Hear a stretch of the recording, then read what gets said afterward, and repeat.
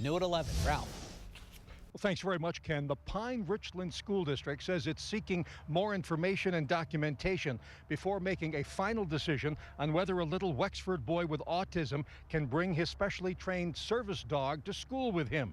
Now, while the district tonight is still looking for answers, the boy's parents are convinced the answer should be yes. Sophia, back. Sophia, you silly doggy. 8-year-old Sean Forsyth and his special needs dog, Sophia, are inseparable. Well, almost inseparable. When Sean goes off to school, he leaves Sophia behind. He's in the 2nd grade at the Wexford Elementary School. She's trained to keep Sean from bolting, which is a common thing with autistic children. With escalations, when he gets into that sensory overload, she will, just basically lay on him, keep him calm. It's a little Lego place where every Lego guy is playing something. The Pine Richland School District told the Forsyths last month that it did not believe the dog was necessary in order for Sean to receive an appropriate education, since the boy was making good academic, social, and behavioral progress. But Sean's parents want the district to reconsider, to let the boy have Sophia in school with him, citing the Americans with Disabilities Act. She is able to alert. The longer that she's here, the more she's been able to do that. She sees things before we do. Oh, she shake my hand, see? She's a good puppy. Sophia is a 20-month-old English lab. She's a certified service dog. She goes to training classes once a week, has been spayed, and received all her shots.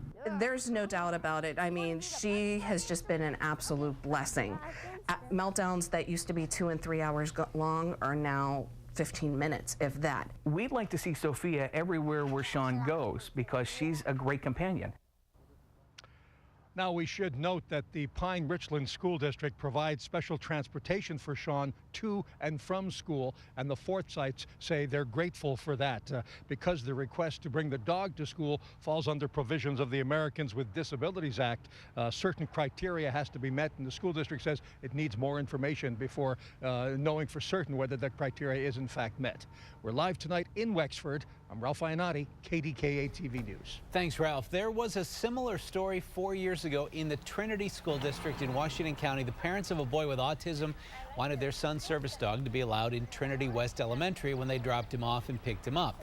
But parents of another child complained, saying their son was highly allergic to dogs and shouldn't be exposed at school. The school agreed and banned the dog from school grounds.